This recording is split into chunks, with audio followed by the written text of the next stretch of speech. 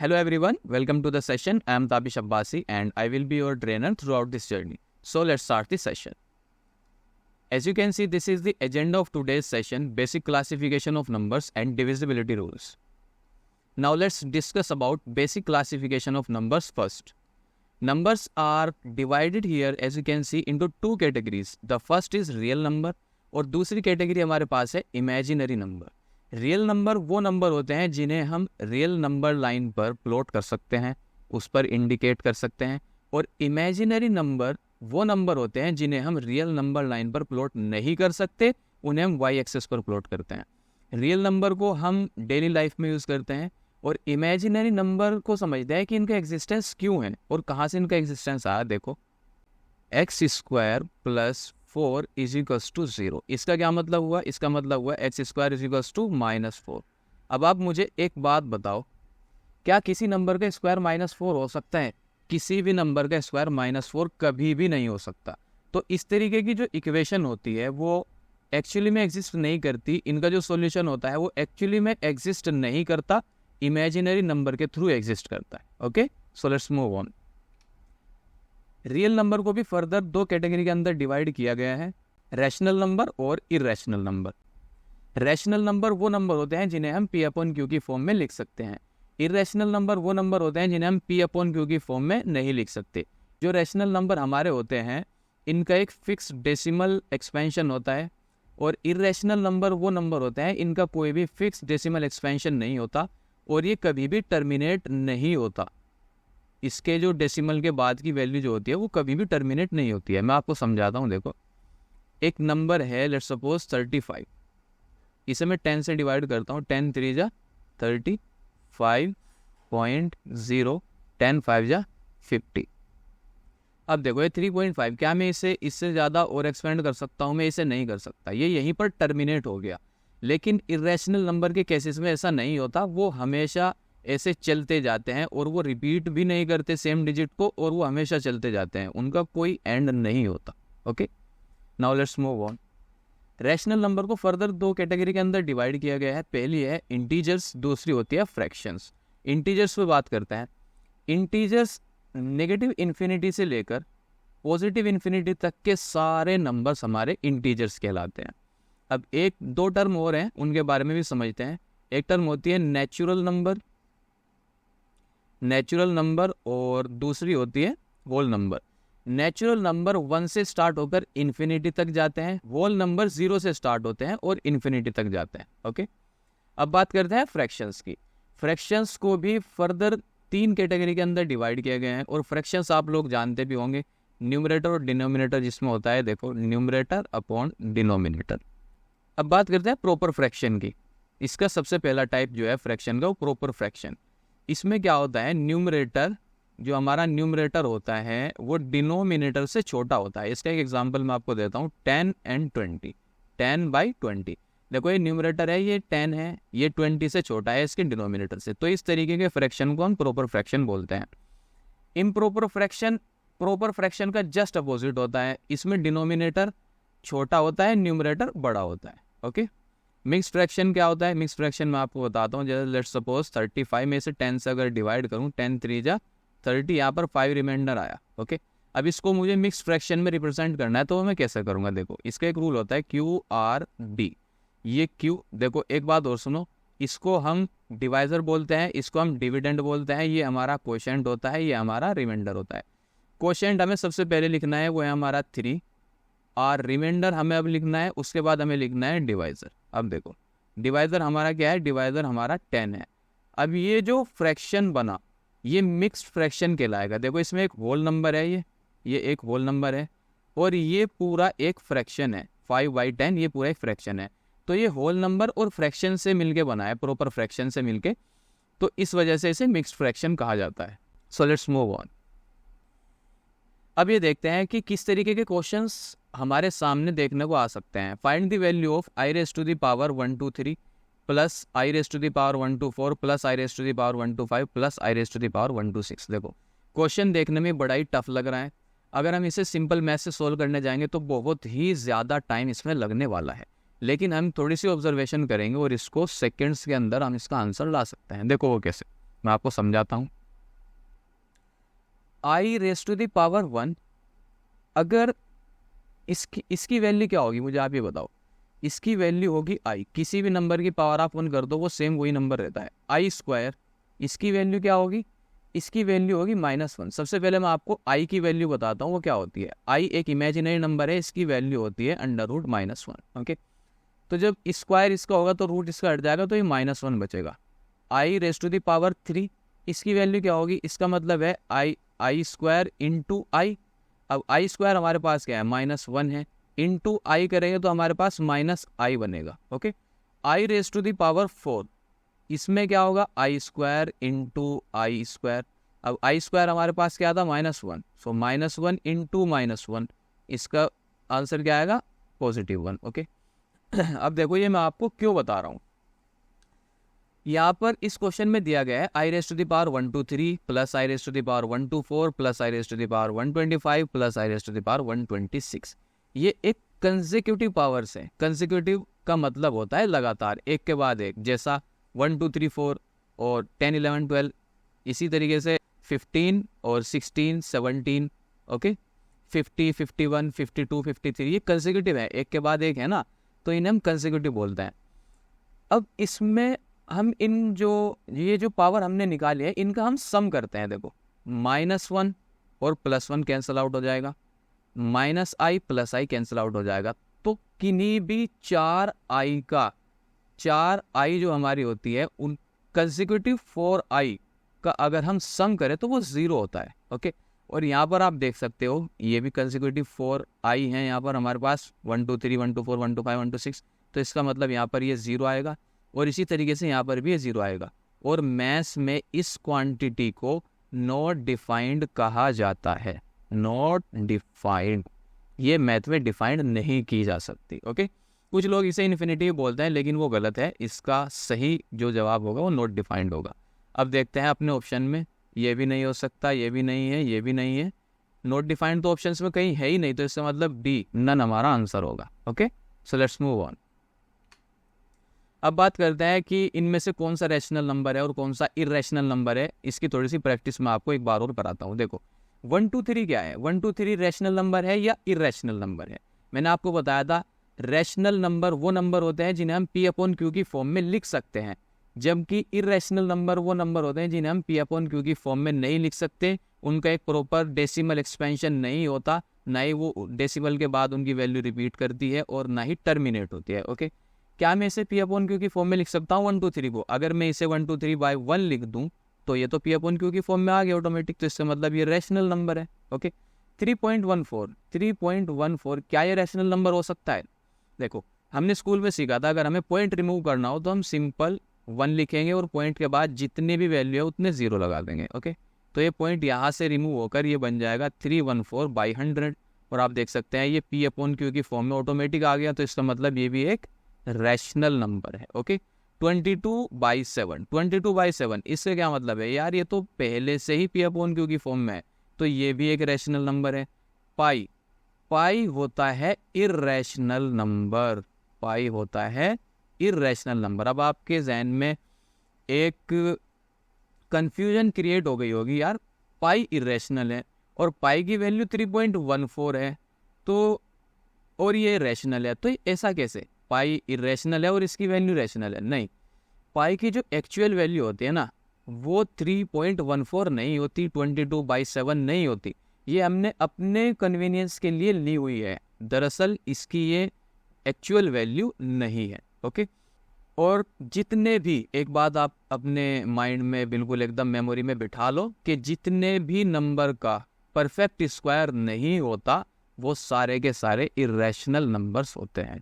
Okay, चलो अब आगे बढ़ते हैं, देखते हैं 1.1111। अब देखो ये थोड़ा सा ट्रिकी क्वेश्चन है, ये रैशनल है या इरेशनल है? अब आप मुझे ये बताओ। देखो मैंने रैशनल नंबर आपको बताया था P/Q की फॉर्म में हम इसे लिख सकते हैं, तो इसे हम आगे जो दूसरी स्लाइड अभी आएगी उसके अंदर हम इसे चेक करेंगे कि इसका रैशनल फॉर्म क्या होगा, लेकिन ये रैशनल नंबर है। ओके, ये क्यों रैशनल नंबर है? मैंने आपको इरेशनल नंबर की डेफिनेशन बताई थी कि उसकी डेसिमल की बाद की जो डिजिट्स होती है ना वो रिपीट नहीं होती और उनका एक प्रॉपर डेसिमल एक्सपेंशन नहीं होता। तो इसके बाद इसमें आप देख सकते हो कि इसमें तो डेसिमल के बाद जो वैल्यू है वो रिपीट हो रही है, सारी डिजिट्स रिपीट हो रही है, तो इसका मतलब ये रैशनल नंबर है, ना कि इरेशनल नंबर। अब इसके बारे में बात करते हैं। 1.2348656524 ये रैशनल है या इरेशनल है? देखो इस पे हम इरेशनलिटी के जो प्रॉपर्टीज है वो अप्लाई करते हैं। क्या डेसिमल के बाद वैल्यू रिपीट हो रही है? नहीं हो रही। क्या प्रॉपर डेसिमल एक्सपेंशन है? नहीं है। तो इसका मतलब ये एक इरेशनल नंबर होगा।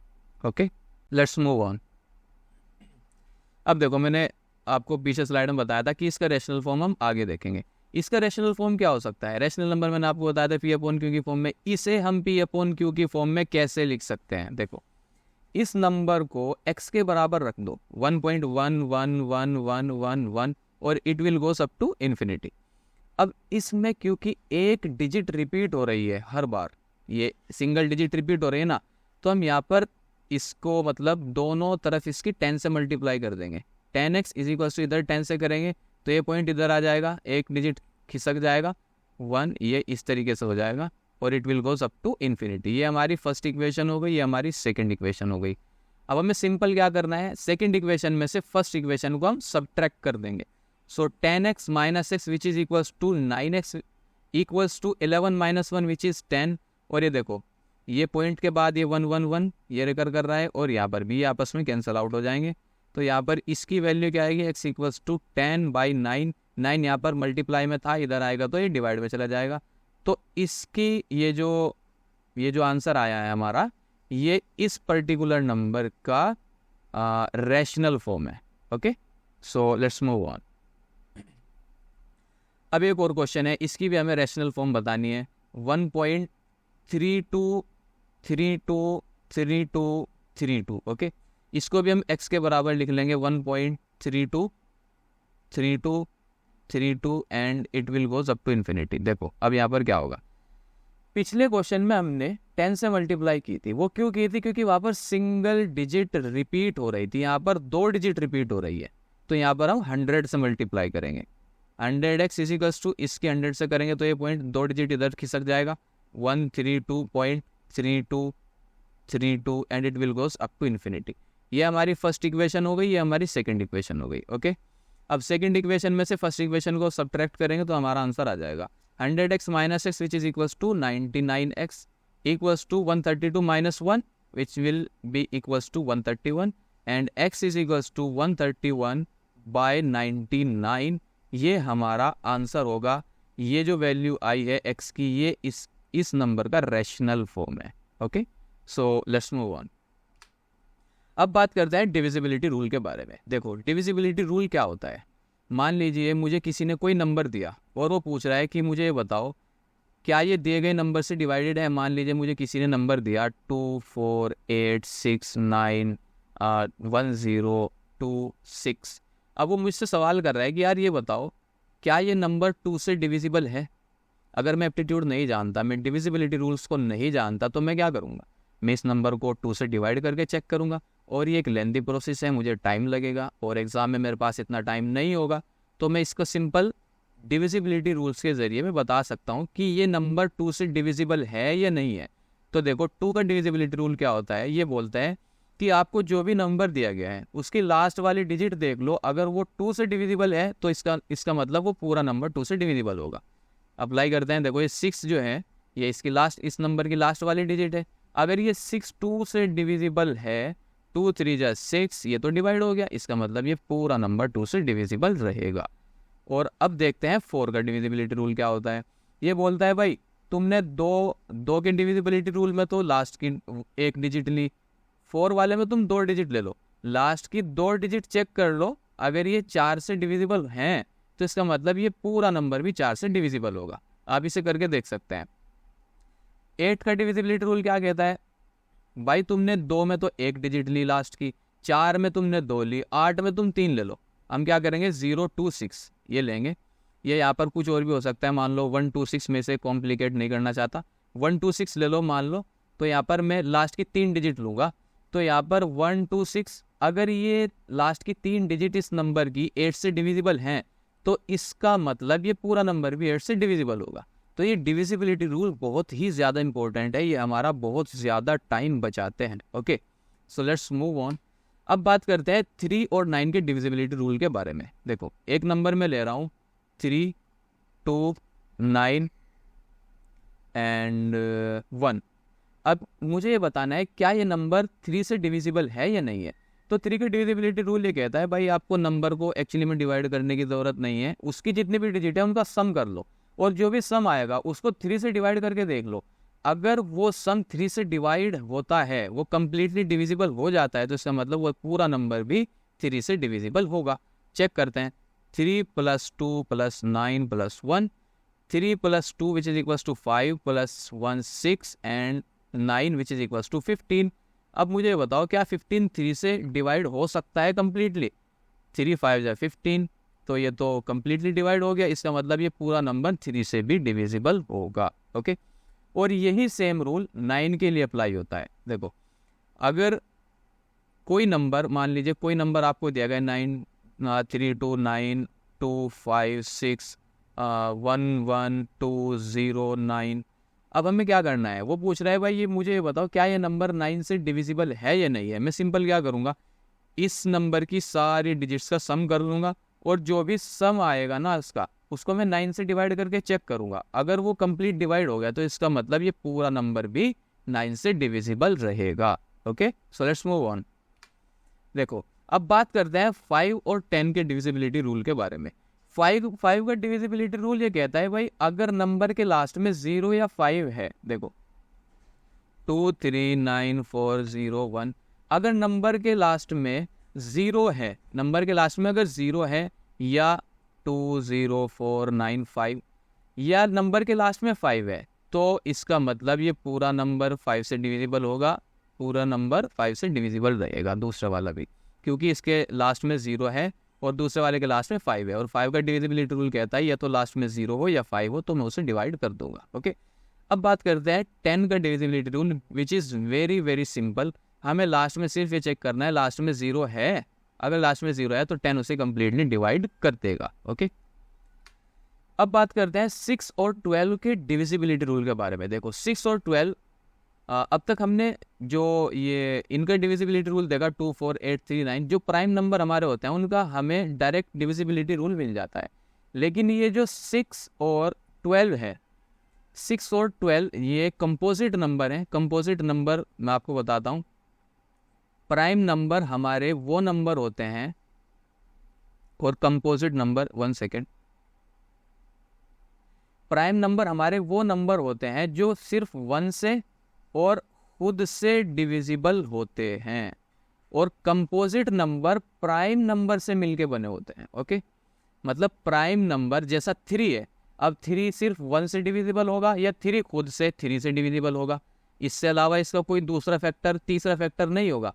मतलब प्राइम नंबर के सिर्फ 2 फैक्टर होते हैं, एक तो 1 और एक वो नंबर इटसेल्फ। ओके, तो इन नंबर को हम प्राइम नंबर बोलते हैं। और कंपोजिट नंबर वो नंबर होते हैं जो प्राइम नंबर से मिलके बने हुए होते हैं। अब ये जो 6 है ये कंपोजिट नंबर है। देखो ये प्राइम नंबर से मिलके बना हुआ है, 2 एक प्राइम नंबर है, 2 × 3, 3 भी एक हमारा प्राइम नंबर है, 2 × 3 6। तो इस 6 का डिविजिबिलिटी रूल डायरेक्ट ना मिलकर इन दोनों के डिविजिबिलिटी रूल पर डिपेंड करेगा। मान लीजिए 66 है, अब मुझे चेक करना है क्या ये 6 से डिविजिबल है या नहीं है। तो मैं सिंपल क्या करूँगा, मैं ये चेक कर लूँगा क्या ये 66 2 और 3 दोनों से डिविजिबल है या नहीं है। अगर ये 66 2 से भी डिविजिबल है और 3 से भी डिविजिबल है, इसका मतलब ये 66 6 से भी डिविजिबल होगा। इसी तरीके से 12 का रूल बनता है। 12 क्या है, 12 क्या है, देखो 2 × 2 × 3, 2 × 2 4 और 3। 12 का डिविजिबिलिटी रूल डिपेंड करेगा 4 और 3 पे। अगर कोई नंबर x अगर 4 और 3 दोनों से डिविजिबल है, इसका मतलब वो कंप्लीट नंबर 12 से भी डिविजिबल रहेगा। Okay, so let's move on. अब बात करते हैं 7 के डिविजिबिलिटी रूल के बारे में। 7 एक बड़ा ही प्राइम नंबर है, बड़ा ही यूनिक सा प्राइम नंबर है। देखो मान लीजिए मैं एक एग्जांपल लेता हूँ 3 4 3। अब मुझे चेक करना है क्या ये नंबर 3 4 3 जो नंबर है ये 7 से डिविजिबल है या नहीं है। इसका सिंपल सा रूल है, लास्ट वाली डिजिट लो, उसे 2 से मल्टीप्लाई करो, क्या आएगा आंसर 6 आएगा, और जो रिमेनिंग डिजिट्स है उसमें से उसे माइनस कर दो। अब देखो यहाँ पर क्या होगा, 343, इसमें से जब हम इसे माइनस करेंगे यहाँ पर क्या आएगा, ये 8 आएगा और यहाँ पर ये 2 आएगा। ओके, ये बन गया 28। अब ये बात बताओ, क्या जो ये 28 है 28 है, क्या ये 7 से डिविजिबल है? हाँ जी, 7 से डिविजिबल है। 7 4 जा 28, तो इसका मतलब ये 343 भी कंप्लीटली 7 से डिविजिबल रहेगा। ओके, अब देखो, ये 3 डिजिट वाले नंबर के बारे में मैंने आपको बताया। अब थोड़ा सा बड़ा नंबर लेते हैं, जैसा 140147, सही है ना। अब अगर मुझे ये चेक करना हो कि ये नंबर 7 से डिविजिबल है या नहीं है, तो मैं क्या करूँगा, लास्ट के डिजिट को 2 से मल्टीप्लाई करूँगा, ये 14 आएगा। फिर मैं इसे 14 से यहाँ पर मतलब इसे सब्ट्रैक्ट करूँगा, फिर जो भी आएगा फिर उसकी लास्ट वाली को 2 से मल्टी करके फिर रिमेनिंग में से माइनस करूँगा। तो अगर हमारे पास नंबर ज़्यादा बड़ा है तो वहाँ पर ये मल्टीप्लाई वाला रूल थोड़ा लेंदी प्रोसेस बन जाएगा और हमारा टाइम ज़्यादा कंज्यूम होगा। तो इसके लिए, इसको सोल्व करने के लिए मैं आपको एक तरीका बताता हूँ। 140147 ये हमारा नंबर है, इसे हमें चेक करना है 7 से डिविजिबल है या नहीं है। तो 6 डिजिट का कोई भी नंबर अगर चेक करना हो तो आप उसके ट्रिपलेट बना लीजिए। ये ट्रिपलेट, 2 ट्रिपलेट बन गए। अब ये क्या बना, 140, और ये क्या बना, 147। दोनों के बीच का डिफरेंस चेक कर लो। डिफरेंस क्या आया, 7 आया। 147 माइनस 140, डिफरेंस क्या आया, 7 आया। 7 एक ऐसा नंबर है जो 7 से डिविजिबल है, तो इसका मतलब ये 140 और 147 भी कंप्लीटली 7 से डिविजिबल रहेगा। Okay, so let's move on. अब बात करते हैं 11 के डिविजिबिलिटी रूल के बारे में। देखो 11 का डिविजिबिलिटी रूल क्या कहता है, वो कहता है, मान लीजिए एक नंबर मेरे पास है 2 3 4 5 6 7 8 0 1, ये है।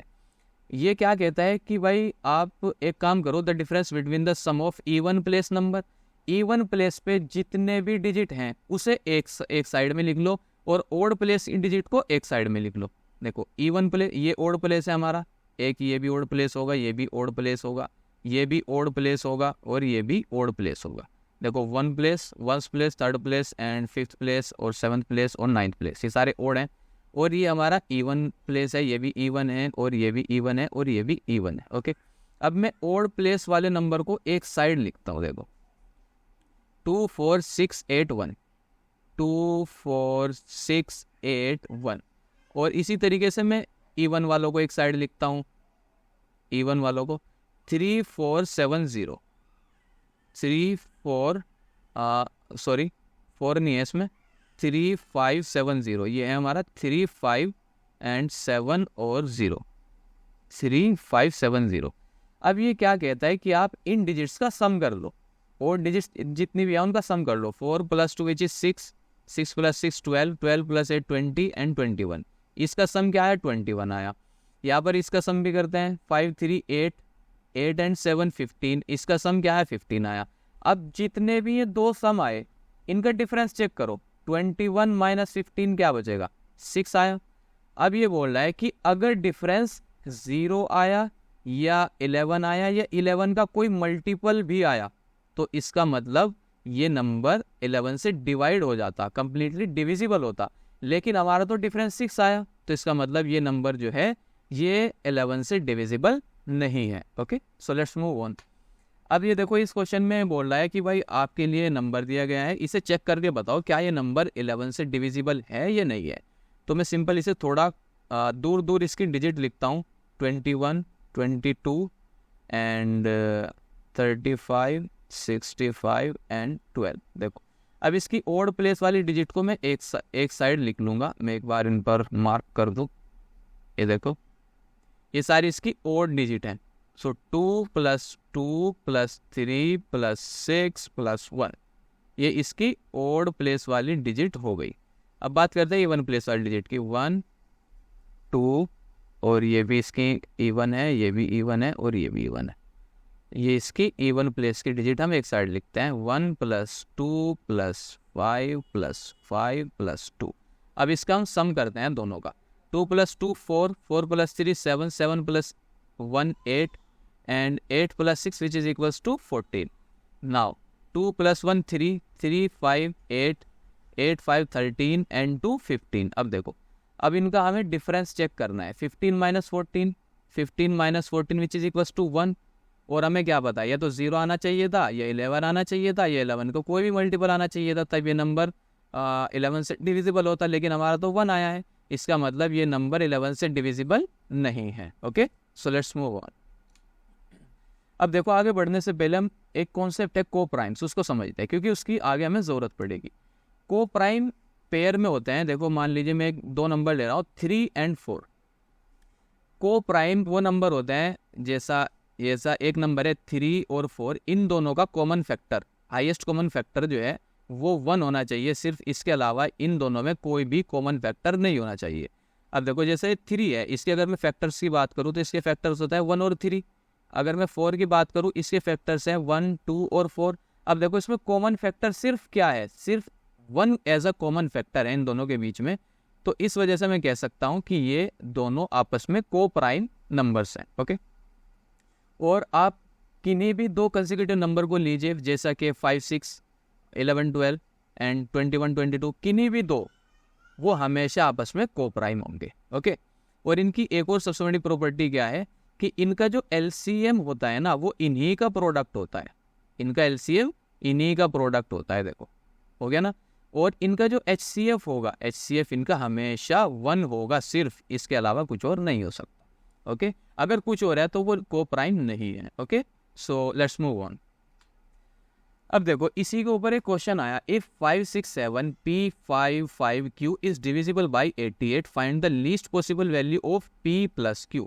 अब ये बोल रहा है कि हमारे पास एक नंबर है 5, 6, 7 P5, 5Q, और ये नंबर 88 से डिविजिबल है। तो ये बोल रहा है P और Q की वैल्यू फाइंड आउट करो और फिर उनको प्लस करो और बताओ कि वो क्या वैल्यू आई है। अब यहाँ पर मैं आपको एक ऑब्जर्वेशन कराना चाहता हूँ, ये 88 क्या है, इस पर गौर करो थोड़ी सी। 88 ऐसे भी बन सकता है 44 × 2। अब ये देखो, क्या ये को प्राइम पेयर है, ये को प्राइम पेयर है। 44 और 2 इवन नंबर है दोनों, तो इनका हाईएस्ट कॉमन फैक्टर क्या होगा, 2 होगा, और को प्राइम पेयर का हाईएस्ट कॉमन फैक्टर क्या होता है, 1 होता है। तो इसका मतलब इसका 88 का जो डिविजिबिलिटी रूल है वो मतलब इस पर ये काम नहीं करेगा। ओके, तो हम सिंपल इसे छोड़ देते हैं। अब दूसरा ट्राई करते हैं। दूसरा क्या हो सकता है, 22 × 4, ये भी 88 होता है। अब देखो ये भी एक इवन है, ये भी एक इवन है। जब ये इवन है तो आपस में इनका हाईएस्ट कॉमन फैक्टर क्या बना, 2। तो इसका मतलब क्या हुआ, हाईएस्ट कॉमन फैक्टर को प्राइम का 1 होना चाहिए, लेकिन यहाँ पर तो 2 है, तो इसका मतलब इसे भी हम इस्तेमाल नहीं कर सकते। ओके, लेकिन 11 × 8, ये देखो अगर मैं इसके फैक्टर की बात करूँ 1 और 11, इसके फैक्टर की बात करूँ तो 1, 2 एंड 4 एंड 8, ये देखो हाईएस्ट कॉमन फैक्टर सिर्फ 1 है। इसका मतलब ये दो नंबर ऐसे नंबर है जो इसके प्राइम को प्राइम है। ओके, तो मैं इन्हें यहाँ पर यूज़ कर सकता हूँ। अब देखो इन्हें फाइंड आउट करने के लिए मैं इन दो नंबर का यूज़ करूँगा, 11 और 8 का। 8 का डिविजिबिलिटी रूल आप याद करो, वो क्या कहता है, लास्ट के 3 डिजिट लो, अगर वो 8 से डिविजिबल है इसका मतलब वो पूरा नंबर 8 से डिविजिबल होगा। तो लास्ट के 3 डिजिट लेते हैं, 5, 5Q, इसको डिवाइड करते हैं, 8, 6 जा 48, यहाँ पर बचा कितना, 7। अब मैं यहाँ पर Q की ऐसी क्या वैल्यू लूँ इस Q की, ताकि वो 8 उसे पूरा डिवाइड कर दे। अगर मैं यहाँ पर Q की वैल्यू 2 ले लेता हूँ तो 2 में यहाँ पर लिखूँगा, तो 8, 9 जा 72। तो यहाँ पर इसने 8 ने से पूरा डिवाइड कर दिया। इसका मतलब अगर मैं Q की वैल्यू 2 रख दूँ, Q की वैल्यू मैं 2 रख दूँ, तो इसका मतलब ये पूरा नंबर 8 से डिविजिबल हो गया। अब मुझे वैल्यू फाइंड करनी है P की। P की वैल्यू कैसे फाइंड आउट कर सकता हूँ, मैं यहाँ पर लगाऊंगा डिविजिबिलिटी रूल ऑफ 11, जो कि कहता है 5 मतलब ओड नंबर अलग लिख लो, ओड प्लेस वाले नंबर अलग लिख लो, और इवन प्लेस वाले नंबर अलग लिख लो। 5, 7, 5 और यहाँ पर ये Q मतलब 2, तो मैं यहाँ पर इनका सम लिखूंगा 5 + 7 + 5 + 2, 5, 7, 5, 2, जो कि बिल्कुल सही है। अब ये तो हो गए मेरे ओड प्लेस वाले जो डिजिट्स थे। अब मुझे इवन प्लेस वाले डिजिट्स भी लिखनी होंगी, 6 + 6 P5, 6 + P + 5। अब देखो इसका सम करते हैं, 5, 5, 10, 10 + 7, 17, 17 + 2, ये हो गया हमारा 19। इसका भी सम करते हैं, 6 + 5 = 11 + P। अब देखो 11 का डिविजिबिलिटी रूल ये बोलता है कि डिफरेंस 0 या 11 का कोई भी मल्टीपल आना चाहिए, तब वो नंबर 11 से डिविजिबल होगा। ओके, अब देखो इस 11 में मैं ऐसा क्या जोड़ दूं कि वो 19 हो जाए, और 19 और यहाँ पर भी 19 होगा, ऊपर भी और नीचे भी 19 minus 19 which is equal to 0, 0 आ जाएगा और ये मेरा सेटिस्फाई हो जाएगा। ओके, तो 11 में मैं ऐसा क्या जोड़ सकता हूँ, 11 प्लस 8, p की वैल्यू अगर मैं 8 ले लूँ तो ये 11 प्लस 8 मेरा हो जाएगा 19, 19 माइनस 19 जो कि होता है 0, और आप देख सकते हैं कि 11 का डिविजिबिलिटी रूल यहाँ पर सेटिस्फाई हो गया।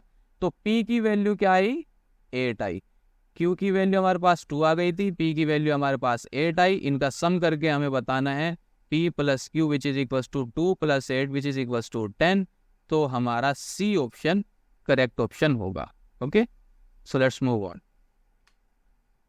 आप देख भी सकते हैं स्लाइड में कि सी ऑप्शन हमारा करेक्ट ऑप्शन है। अब नेक्स्ट क्वेश्चन देखते हैं, dividing a number by 7 the remainder is 6, the quotient so obtained when the divided by 11। मैं आपको रिकमेंड करूंगा कि आप वीडियो को पॉज करो और एक बार इस क्वेश्चन को अच्छे से पढ़ लो। ओके, चलो मैं आपको बताता हूँ। डिवाइडिंग अ नंबर बाय 7, कोई नंबर है x, let's suppose that number is x, उसको जब हम 7 से डिवाइड करेंगे तो ये बोल रहा है द रिमाइंडर इज 6, रिमाइंडर 6 बचेगा। जब रिमाइंडर कुछ बचेगा तो यहाँ पर कोई क्वोशिएंट भी आया होगा, उसको हम Q1 लिख लेते हैं। ओके, अब ये बोल रहा है the quotient so obtained when divided by 11 leaves a remainder 7, जो भी क्वोशिएंट आया है अगर उस क्वोशिएंट को 11 से डिवाइड करें तो उसका रिमाइंडर 7 आएगा। अब जब ये रिमाइंडर आया है, यहाँ पर कोई क्वोशिएंट भी आया होगा। अब देखो ये आगे क्या बोल रहा है, the new quotient obtained when divided by 12। अब जो भी क्वोशिएंट आया है, ये Q2 क्वोशिएंट आया था, अगर इसे 12 से डिवाइड करें तो यहाँ पर कोई क्वोशिएंट 3 आएगा, और ये बोल रहा है कि रिमाइंडर आना चाहिए 6। देखो अब यहाँ पर ये एक रिमाइंडर ये आया, एक रिमाइंडर ये आया और एक रिमाइंडर ये आया। अब ये बोल रहा है find the remainder when the number is divided by 9 to 4। उस नंबर को अगर 9 to 4 से डिवाइड करें तो क्या रिमाइंडर आएगा। ओके, देखो अब मैं आपको एक बात बताता हूँ, इस तरीके के जो क्वेश्चन होते हैं ना, इसका एक खास मेथड है इन्हें सोल्व करने का। देखो सबसे पहला हमें क्या करना है, इनके जो रिमाइंडर है वो लिख लेने हैं 6, 7, 6। ओके, अब इनके डिवाइजर हमें लिख लेने हैं 12, 11 और 7। अब हमें इसमें क्या करना है, इसके लास्ट वाला जो रिमाइंडर हमारे पास आया है उसको पीछे वाले डिवाइजर से मल्टीप्लाई करना है और प्लस उसके रिमाइंडर में ऐड करना है। 11 6 जा 66 प्लस 7, इसका आंसर क्या आएगा, 66 प्लस 7 इज इक्वल टू 73। और ये जो भी आएगा इसको इसके पिछले डिवाइजर के साथ मल्टीप्लाई करना है और इसमें इसे प्लस करना है। 73 इंटू 7 अगर मैं करूँ, 73 इंटू 7, 7 3 जा 21 and it will become 1 and 2 and it will be 511। अब इसमें हमें 6 प्लस करना है तो 6 1 7 and 1 and 5। So as you can see our number is 517। हमें 517 मिला। ये 517 एक ऐसा नंबर है, अगर मैं इसे x की जगह पर यहाँ पर रखूँ तो ये सेम इन्हीं चीज़ों को फॉलो करेगा। देखो मैं आपको करके भी दिखाता हूँ।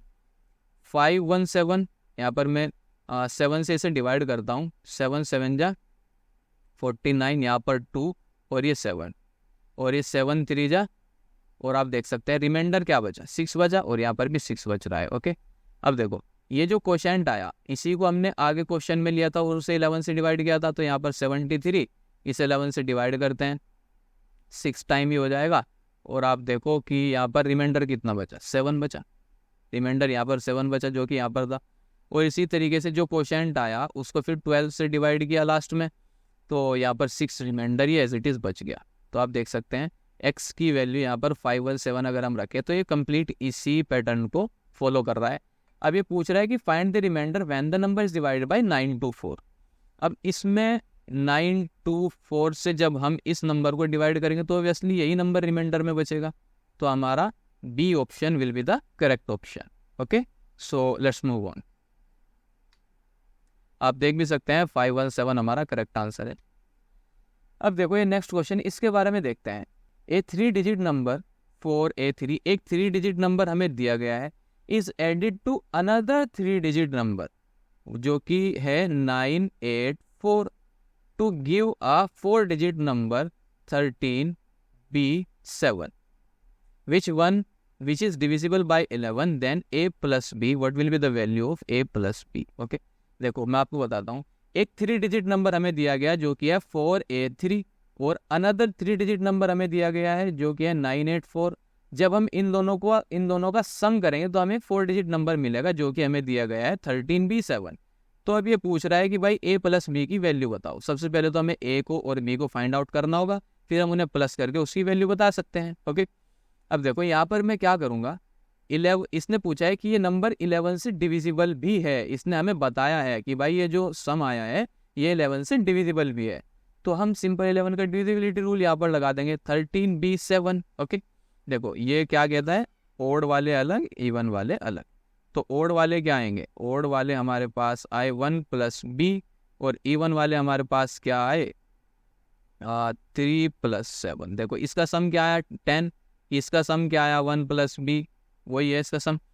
अब देखो 11 का डिविजिबिलिटी रूल ये बोलता है तो 0 आना चाहिए, ये 11 आना चाहिए, 11 को कोई मल्टीपल आना चाहिए। तो अगर p की मैं ऐसी क्या वैल्यू रखूं कि अगर मैं उसे 1 में ऐड कर दूं तो मेरे पास जो भी वैल्यू आए, अगर मैं उसे 10 से माइनस करूं तो मेरे पास 0 आ जाए। तो मैं इसे ही 0 बना लूंगा।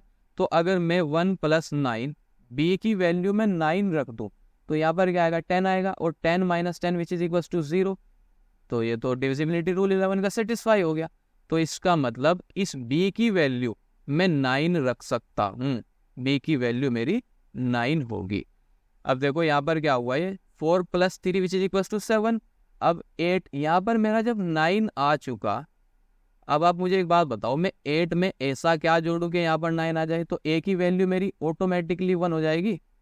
8 plus 1 which is equal to 9, और ये 9 4 13 ये तो है ही। तो मेरी दोनों वैल्यू मुझे मिल गई, b वैल्यू मेरी 9 होगी, a की वैल्यू मेरी 1 होगी, और a प्लस b क्वेश्चन में पूछा गया है। तो मैं सिंपल क्या करूंगा 9 plus 1 which is equal to 10, और 10 ही मेरा आंसर होगा। Okay so let's move on. अब देखो एक और क्वेश्चन है, the remainder when m plus n is divided by 12। इसे मैं लिख लेता हूँ एक बार, m प्लस n अगर हम इसे 12 से डिवाइड करें तो हमारे पास रिमाइंडर बचता है 8। ओके अभी आगे बोल रहा है and the remainder when m minus n is divided by 12। अभी बोल रहा है कि अगर m minus n divided by 12 करें तो हमारे पास रिमाइंडर बचता है 6। ओके अब इसका मतलब एक ये हुआ कि m प्लस n इसकी एक मिनिमम पॉसिबल वैल्यू 8 हो सकती है। Okay so m plus n is equals to 8, और m माइनस n इसकी एक पॉसिबल वैल्यू 6 हो सकती है। m माइनस n इसकी एक पॉसिबल वैल्यू 6 हो सकती है। तो ये मेरी एक इक्वेशन 1 बन जाएगी, ये मेरी एक इक्वेशन 2 बन जाएगी। ओके और ये लीनियर इक्वेशन है, इजीली सोल्व हो सकती है। तो ये प्लस का n और ये माइनस का n कैंसिल आउट हो जाएगा, m प्लस m, यहाँ पर ये 2m इज इक्वल्स टू यहाँ पर 8 plus 6 which is equals to 14। इसे सोल्व करेंगे तो क्या आएगा 14 by 2 which is equals to 7। तो m की वैल्यू हमारे पास 7 आ चुकी। अब इस m की वैल्यू को फर्स्ट इक्वेशन में हम पुट करते हैं 7 plus n which is equals to 8। तो यहाँ पर से n की वैल्यू हमारी क्या आई, n की वैल्यू यहाँ से हमारी 1 आ गई। ओके तो अब हमारे पास m की वैल्यू भी हमें मिल गई और n की वैल्यू भी मिल गई। अब ये बोल रहा है what is the remainder when m into n, ये जो m है अगर इसको n से मल्टीप्लाई करें और फिर इसे 6 से डिवाइड कर दे तो क्या आएगा। m हमारे पास क्या है 7 है, n हमारे पास क्या है 1 है, रख देते हैं, और यहाँ पर 6, ये क्या बना 7 by 6 which is equal to remainder क्या आएगा 1 आएगा। तो 1 इसका आंसर होगा। Okay so let's move on. अब बात करते हैं एक और क्वेश्चन है, which of the following numbers must be added to 5 6 7 8 to give a remainder of 35 and divided by 460। देखो ये बोल रहा है भाई ये एक नंबर है 5 6 7 8, इसमें इन ऑप्शन में कोई एक नंबर होगा, कौन सा ऑप्शन का नंबर इसमें मैं ऐड कर दूं, जब मैं उसे 460 से डिवाइड करूं तो मेरा रिमाइंडर 35 आ जाए। इसको करने से पहले, ये मतलब दिखने में तो क्वेश्चन टफ है और नंबर भी इसमें बड़े बड़े दिए गए हैं। देखो जैसे 460, इसका तो टेबल भी मुश्किल होगा, आपको शायद याद हो। 5 6 7 8, तो मतलब नंबर्स बड़े दिए हैं ताकि आपका टाइम कंज्यूम कर सके, टाइम वेस्ट कर सके। ओके देखो 5 6 7 8 इस क्वेश्चन को हम ऑप्शन से ही सोल्व कर सकते हैं, बस थोड़ी सी ऑब्जर्वेशन की ज़रूरत है। देखो आप ध्यान से देखो, ये 17 है, अगर मैं इसे 10 से डिवाइड करूँ तो मेरा रिमाइंडर क्या आएगा, 7 आएगा। ये 35 है, 10 से डिवाइड करूँ रिमाइंडर क्या आएगा, 5 आएगा। ये 57 है, 10 से डिवाइड करूँ मैं रिमाइंडर क्या आएगा, 7 आएगा। 67 है, 10 से डिवाइड करूँ रिमाइंडर क्या आएगा, 7 आएगा। ओके, अब आप यहाँ पर ऑब्जर्व करो, जब मैं किसी भी नंबर को ऐसे नंबर से डिवाइड कर रहा हूँ जिसके लास्ट में 0 है, तो मुझे उस नंबर का लास्ट वाला डिजिट मुझे मिल रही है। ओके, देखो इसमें भी मुझे लास्ट वाली मिली यहाँ पर, और यहाँ पर भी मुझे लास्ट वाली मिली, यहाँ पर भी लास्ट वाली मिली। तो सिंपल जो मुझे क्वेश्चन में दिया गया है 460, इसके भी तो लास्ट में एक 0 है ना, तो मतलब अगर मैं इसे डिवाइड करूँगा तो मुझे 8 मिलेगा। अगर मैं इस 5 6 मतलब इन्हें आपस में डिवाइड करूँ तो मैं सिंपल ऐसा क्या करूँ, मैं यहाँ पर ऐसा ये करूँगा, मुझे 35 एज अ रिमाइंडर चाहिए, तो मैं 8 के साथ ऐसा क्या जोड़ूं कि मुझे 5 as a unit place digit मिल जाए। देखो 5 6 7 8, अब मैं इसमें इसे ऐड करके देखता हूँ 955 को, 955 8 और 5 क्या होगा, 13 होगा, तो 3 यूनिट डिजिट पर 3 आ रहा है, लेकिन हमें यूनिट डिजिट पर 5 चाहिए, तो इसका मतलब ये ऑप्शन हमारा नहीं हो सकता। अब देखो 5 6 7 8, दूसरा ऑप्शन ट्राई करते हैं 9 8 0, 8 और 0 यूनिट डिजिट पर 8 आ रहा है, ये भी नहीं हो सकता। अब इसको ट्राई करते हैं 7 9 7 को, 5 6 7 8 और 7 9 7, 8 और 7 विच इज इक्वल्स टू 15, और यूनिट डिजिट पर हमारा 5 हमें मिल चुका। इसका मतलब पॉसिबिलिटी है शायद ये ऑप्शन हमारा करेक्ट ऑप्शन हो, लेकिन डायरेक्ट हमें कंक्लूजन पर नहीं जाना है। एक और ऑप्शन बच रहा है, इसको भी एक बार ट्राई करते हैं। 5 6 7 8 और इसमें 18 प्लस करेंगे तो यहाँ पर ये 6 आ रहा है यूनिट डिजिट पर, तो ये भी नहीं हो सकता। इसका मतलब 797 को जब हम इस नंबर में प्लस करेंगे और उसे इस नंबर से डिवाइड करेंगे तो हमारा रिमाइंडर 35 आएगा। ओके, आई होप ये आपको समझ आ चुका होगा। Okay, so let's move on. आप देख सकते हैं कि इसका ये सही आंसर है। Okay, that's it for this video. अगर आप ये वीडियो YouTube ऐप पर देख रहे हैं तो मैं आपको रिकमेंड करूंगा कि हमारा एप्लीकेशन जो है कि प्ले स्टोर पर लाइव हो चुका है, आप उसे डाउनलोड कीजिए, मास्टर एप्टीट्यूड को। आपको इस एप्लीकेशन में एप्टीट्यूड सीखने का एक सिस्टमेटिक वे मिलेगा, प्रैक्टिस सेट मिलेंगे और क्वेश्चन मिलेंगे, एग्जाम स्पेसिफिक क्वेश्चन मिलेंगे, और हमारा एप्लीकेशन बिल्कुल फ्री है। आप उसे जाइए, डाउनलोड कीजिए और एप्टीट्यूड को एक सिस्टमेटिक वे में सीखिए। Okay, so thank you and all the best.